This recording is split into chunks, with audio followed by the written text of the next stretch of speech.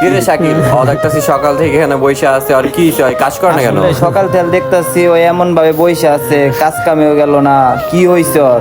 আচ্ছা তুই এই যে কাজ কর, আমি ওরে জিজ্ঞেস করি কি হইছে। কিরে পনয়, কি হইছে তোর?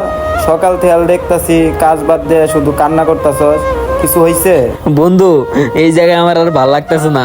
যদি আমি জানতাম প্রবাস জীবনে তো কষ্টের, আমি জীবনে প্রবাসে আইতাম না।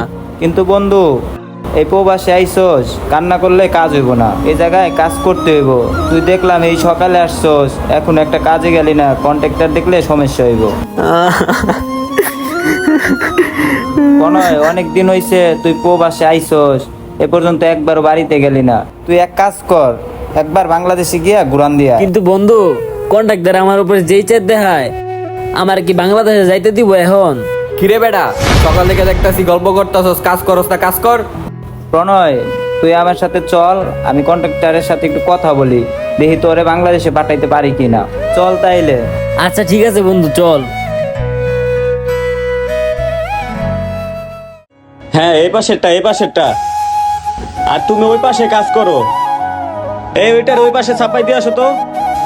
কি মিয়া, টাকাই থাকলে হইব? কাজ করতে হইব, কাজ করো।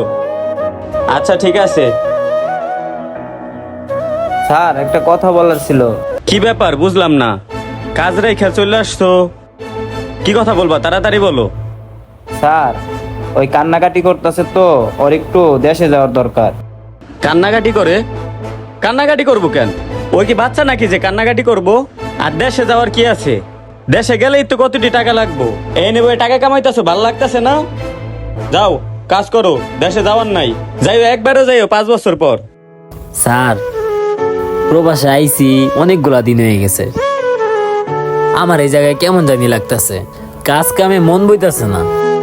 আমার মনে হয় কি, দেশে থেকে যদি একটা ঘুরান দিয়ে আসতাম, তাহলে আবার কাজ কাম ঠিক মতো করতে পারতাম। বাবা মায়ের কথা অনেক বেশি মনে পড়তাছে। কি যে বলো, তুমগো নিয়ে আর পারা যায় না, বুঝছো? 2 দিন পরে খালি বাংলাদেশে যাবো পাগল হয়ে গেছো। টাকা পয়সা তো ঠিকঠাক মতো দিতাছি, বাংলাদেশে তো টাকা পয়সা ঠিকঠাক মতো পাঠাইতাছো না, আবার দেশে যাওয়ার কি আছে?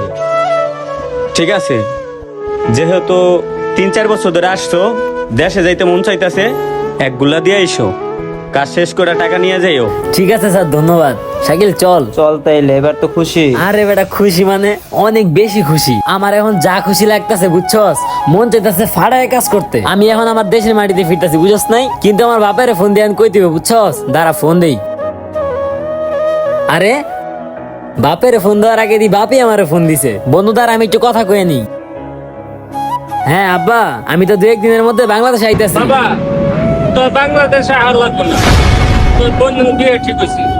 তুই যেটা ব্যাংকে বাংলাদেশে আইবি, ওইটা দা তোর বোনের ভালো বিবাহ দিতে হবে, ভালো খরচ করতে হবে, তোর আর লাগবে না। কি বলো আব্বা, আমার একটা মাত্র বোন, টাকা পয়সার জন্য আমি আসবো না? আরে তোর বোনের বিয়ে দিতেছি, তুই 2 বছর পর আয়ও তো দেখতে পারবি। তুই টাকা ভাড়া, ওই টাকা দে, তোর বোনের ভালো বাবা বিয়ে দিব। তোর বাংলাদেশে আর লাগবে না, আইস না। আচ্ছা ঠিক আছে। কিরে পনয়, একটু আগে দেখলাম হাসি খুশি, এখন আবার কি হয়েছে তোর?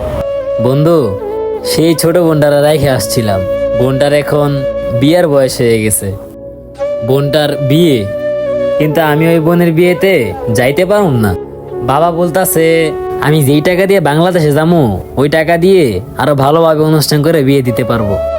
আমার একটা মাত্র বোন, আমারও তো ইচ্ছে হয় বোনের বিয়েতে থাকতে। কি করবি বন্ধু, তোর এটা ভাগ্যের লিখন। থাক, মনে কষ্ট পাইস না। দেখ বন্ধু, টাকা পয়সাই তো আর বড় জিনিস না।